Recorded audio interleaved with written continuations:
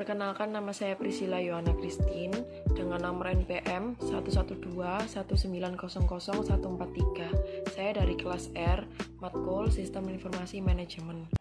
Di sini saya akan menjelaskan materi tentang sistem informasi manajemen dan organisasi. Organisasi sendiri memiliki arti kesatuan susunan yang terdiri atas bagian-bagian dalam perkumpulan untuk mencapai tujuan tertentu. Tujuan ini akan tercapai apabila semua pihak saling bekerja sama. Adapun peran sistem informasi manajemen dalam organisasi ialah untuk menunjukkan tata hubungan posisi dan tanggung jawab sesuai anggota masing-masing. Setiap organisasi akan selalu mempunyai susunan untuk mengatur jalannya organisasi sesuai perannya masing-masing. Pada bagian ini menjelaskan bahwa anggota organisasi yang terdiri dari pemimpin yang mengatur jalannya organisasi secara umum, manajer yang mengepalai unit tertentu sesuai fungsi bidang kerjanya, dan orang-orang yang bekerja di bawah manajer. Penyebutan ini biasanya disesuaikan dengan jenis organisasinya masing-masing. Pada tingkatan organisasi ini membantu mempermudah jalannya wewenang anggota organisasi. Selain itu, faktor lingkungan seperti perbedaan kondisi sosial, perbedaan budaya, serta perbedaan teknologi menjadi faktor utama yang harus diselaraskan agar tidak terjadi kesalahpahaman.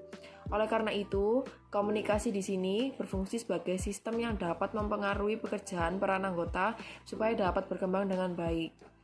Komunikasi yang baik sendiri akan mendukung perkembangan organisasi secara optimal sesuai porsi kerja yang telah disesuaikan masing-masing. Unsur-unsur organisasi yang terutama adalah nomor 1, orang, nomor 2, kerjasama, dan nomor 3, tujuan bersama. Nah, ketiga unsur ini tidak dapat berdiri sendiri-sendiri, akan tetapi saling berkaitan atau saling berhubungan sehingga merupakan suatu kesatuan yang utuh, di mana pengertian orang tersendiri adalah pelaksana wewenang dalam organisasi yang merupakan tenaga kerja mental dan pikiran yang menjadi modal utama atau aset utama dalam usaha kerja organisasi. Yang kedua adalah kerjasama.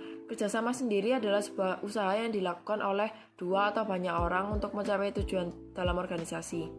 Semua anggota ini dibedakan menjadi menurut tingkatannya, menjadi administrator, manajer, dan pekerja. Secara bersama-sama merupakan kekuatan manusiawi dalam organisasi.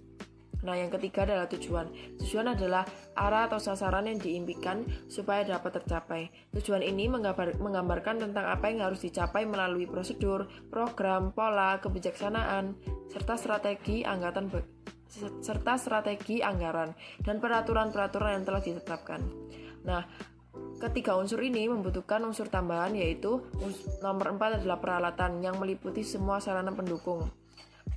Misalnya meja kantor, stop kontak, dan komputer.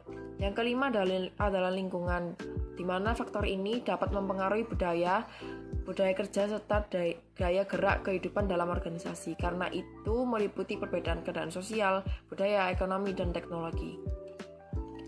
Pada bagian ini menjelaskan siklus informasi dalam organisasi, di mana menjelaskan bahwa proses pengolahan data menjadi informasi memudahkan tiap anggota organisasi.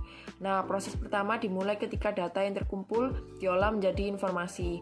Penerima informasi bertugas mengambil keputusan dan melakukan tindakan, yang mana menghasilkan tindakan baru yang lain akan membuat sejumlah data kembali dan ditangkap sebagai input dan akan diproses kembali seperti model sebelumnya dan berulang kembali hingga tujuan tercapai. Nah, pada wewenang inilah para stakeholder atau pengelola dan anggota harus dapat bekerja sama dengan baik dan benar. Dengan adanya pengelola serta penerima informasi yang beragam ini pasti akan menyebabkan kesalahpahaman. Oleh karena itu, antara penerima dan pemberi informasi telah terjadi pemisahan kepemilikan wewenang, maka akan terjadi asimetri informasi apabila terjadi perbedaan pendapat setelah adanya kesalahpahaman penerima informasi, yang mana ini disebut dengan agency problem. Nah, pengambilan keputusan sendiri memiliki 4 tata cara, yakni pertama pemikiran, perancangan, pemilihan, dan penerapan. di mana keuntungan sistem informasi manajemen ini memiliki keuntungan. Yang pertama, meningkatkan keuntungan perusahaan, kedua, menciptakan relasi dengan customer, ketiga, meningkatkan efisiensi bekerja, keempat, memperluas wawasan, kelima, memberikan ajaran disiplin waktu dan motivasi bekerja, dan yang kelima adalah memiliki mental yang kuat. Nah, ini contoh perusahaan yang melaksanakan sistem informasi manajemen, yang mana perusahaan Unilever ini memiliki 3 bagian sistem informasi manajemen yang digunakan, yaitu CRM atau manajemen hubungan pelanggan, yang kedua adalah IMC atau komunikasi pasar terpadu, dan CSR yaitu output sistem informasi pemasaran.